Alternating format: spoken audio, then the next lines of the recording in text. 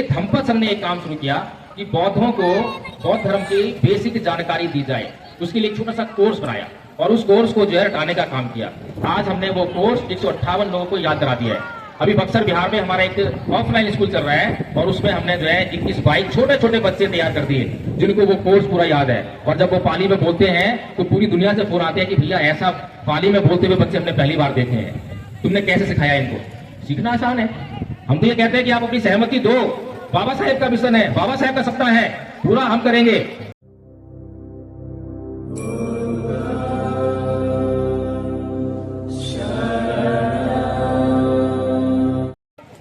तो क्या बोलते हैं कि अंधविश्वास को नहीं मानना, पाखंड को नहीं मानना, अंधश्रद्धा को नहीं मानना, देवी देवताओं की पूजा न करना, ईश्वर की पूजा न करना और वैज्ञानिक दृष्टि को रखना, ये बौद्ध धर्म है।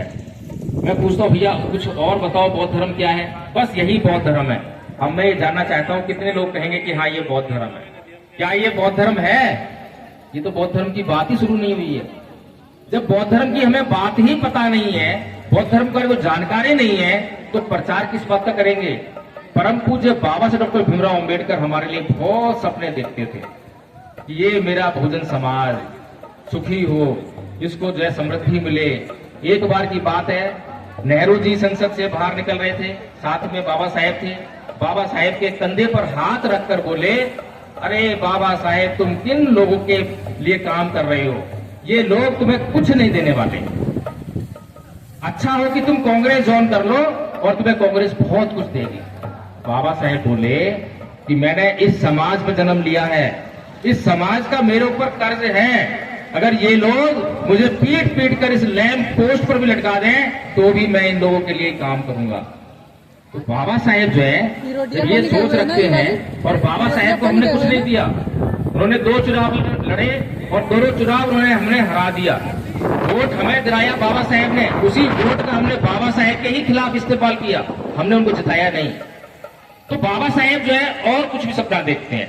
अभी आचार्य नीलम बौद्ध जी ने बताया कि उन्होंने एक सपना और देखा था, भारत बौद्धमय हो। सपना है बाबा साहेब का, बाबा साहेब नहीं है। अब अगर इस सपना को पूरा हम लोग करेंगे, जो अधूरा रह गया है, तो उसका फायदा किसको जाएगा? बाबा साहब को जाएगा क्या? उसका फायदा हमें ही मिलने वाला है। लेकिन समस्या ये है, 1956 को बाबा साहेब ने धर्म परिवर्तन किया था, उससे लेकर आज तक लगभग 70 साल हो गए, अब तक भारत बौद्ध में हुआ क्यों नहीं है? बौद्ध धर्म की तो बात जरा सी भी नहीं बढ़ी है। यहां पर अभी पूछे कितने बौद्ध हैं तो नीलबट्टा सन्नाटा, एक बौद्ध मिलेगा नहीं। और कुछ बौद्ध मिल भी जाएंगे जो भगवान बुद्ध का जाप करने वाले मिलेंगे, भगवान बुद्ध के धर्म की जानकारी रखने वाला एक नहीं मिलेगा। इसीलिए धम्मपद संघ ने एक काम शुरू किया कि बौद्धों को बौद्ध धर्म की बेसिक जानकारी दी जाए। उसके लिए एक छोटा सा कोर्स बनाया और उस कोर्स को जो है हटाने का काम किया। आज हमने वो कोर्स 158 लोगों को याद करा दिया है। अभी बक्सर बिहार में हमारा एक ऑफलाइन स्कूल चल रहा है और उसमें हमने जो है 21-22 छोटे छोटे बच्चे तैयार कर दिए जिनको वो कोर्स पूरा याद है। और जब वो पाली में बोलते हैं तो पूरी दुनिया से फोन आते हैं कि भैया ऐसा पाली में बोलते हुए बच्चे हमने पहली बार देखे हैं, तुमने कैसे सिखाया इनको। सीखना आसान है। हम तो ये कहते हैं कि आप अपनी सहमति दो। बाबा साहेब का मिशन है, बाबा साहेब का सपना है, पूरा हम करेंगे। आपको ये नहीं कह रहे कि ये कोर्स याद कर लाना, हम आपको याद करवाएंगे, हम आपको सिखाएंगे, हम बोलना सिखाएंगे। लेकिन आप कम से कम इतना तो मान लो कि हाँ हमें बाबा साहेब की बात माननी है, बाबा साहेब की जयंती तो बनानी है, उस पर नाच गाना भी करना, सब कुछ करना है। जैसे अपना बर्थडे मनाते हो वैसे ही बाबा साहेब का बर्थडे मनाते हो। अपने बर्थडे पर भी डीजे लगाते हो और नाचते गाते हो, खाते पीते हो, और वैसे ही बाबा साहेब का बर्थडे मना रहे हो। अरे भैया बाबा साहेब है, ये तुम्हारे घर के आदमी नहीं है तो तुम ऐसे बर्थडे मना लोगे। बाबा साहेब का बर्थडे मनाने के लिए बड़ा जिगरा चाहिए, बड़ी नॉलेज चाहिए, विचार चाहिए और त्याग चाहिए, बलिदान चाहिए, हर रोज चाहिए। हर रोज न दे सको तो हफ्ते में एक दिन दो, हफ्ते में ना दो उसको महीने में एक दिन दो, लेकिन उनके विचार का प्रचार प्रसार करने के लिए कमर कस लो, जब जाके उनका बर्थडे सेलिब्रेट कर पाएंगे। ऐसे नाच गाना तो आप जिंदगी भर गाते रहो और दुखी रहोगे। आज सब कुछ खतरे में है, खतरे में है अभी, उसके बाद खतरा पूरा हो जाएगा, सब कुछ मिट जाएगा, आप लोग फिर से वहीं जहां से चले थे वहीं आ जाओगे। इसलिए मुझे मालूम है कि कुछ ही लोग सुन रहे हैं, लेकिन फिर भी मैंने अपनी बात रखी, ये समझाने का प्रयास किया कि बाबा साहेब का जो मिशन है, आज उसको सामाजिक बेईमान लोग जो हमारे बीच में हमारे दुख दर्द बताने के लिए मंचों पर आते हैं और दुख रोने का काम करते हैं।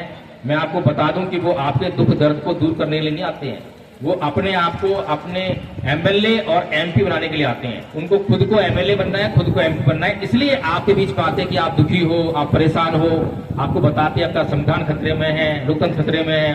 फिर आप बोलते हो भैया क्या करें, तो भाई मैं चुनाव लड़ूंगा, मुझे वोट देना। अच्छा ठीक है, चुनाव लड़ा, वोट दिया, हार गए। फिर कहते हैं आपके बीच में आके, देखो तुम्हारे खाली वोट से काम नहीं बनेगा, मैं एक काम करता हूं, बीजेपी ज्वाइन कर लेता हूं, बीजेपी मुझे बुला रही है और तुम मुझे सपोर्ट करते रहना, मैं उसके टिकट से जो है संसद में जाऊंगा, फिर तुम्हारी आवाज उठाऊंगा। अच्छा ठीक है, उसको सपोर्ट भी किया, वहां से टिकट भी मिल गया, संसद में पहुंच गया।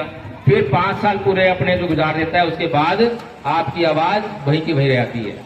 तो हमारे जो सामाजिक बेईमान लोग हैं, जिनको बाबा साहेब का मिशन पता ही नहीं है कि बाबा साहेब का मिशन क्या है, और उन पर हम भरोसा लेकर आएंगे और बाबा साहेब का काम नहीं करेंगे, तो ऐसे ही हमारे दुख दर्द जो है बने रहेंगे, वो दूर होने वाले नहीं है। बाबा साहेब के मार्ग पर चले बगैर कोई दुख दर्द दूर नहीं होगा। जब मान्यवर साहेब कांसीराम जी ने आरपीआई को ज्वाइन किया, सालों साल तक उसके लिए काम किया, और उसके बाद आरपीआई के नेताओं को यह सुनते हुए देखा कि हो सकत नहीं कि फूले अंबेडकर की विचारधारा पर चलकर हम एमएलए और एमपी नहीं बन सकते हैं, तो मैं सोचने लगा कि वो सही कह रहे हैं। वो लोग बिल्कुल ठीक कह रहे हैं कि बाबा साहेब और डॉक्टर भीमराव अंबेडकर की और फूले की विचारधारा पर चल के हम एमएलए एमपी नहीं बन सकते हैं। मान्यवर साहेब कांसीराम ने सुना तो बड़े दुखी हो गए कि बाबा साहेब की विचारधारा इतनी अच्छी है जिससे कि समाज का उद्धार किया जा सकता है, ये लोग कह रहे हैं कि हम नहीं बन सकते। तो वो लोग सही कह रहे हैं, क्योंकि बाबा साहेब की विचारधारा एमएलए एमपी बनाने की विचारधारा नहीं है। किस चीज की विचारधारा है? बाबा साहेब की विचारधारा किस चीज के लिए है बताए कोई? आरपीआई के नेता बोले कि एमएलए एमपी नहीं बन सकते, तो बाबा साहेब विचारधारा किस लिए है? किसी काम की है क्या? काम की है, बड़े काम की है। वो समाज का उद्धार करने की विचारधारा है।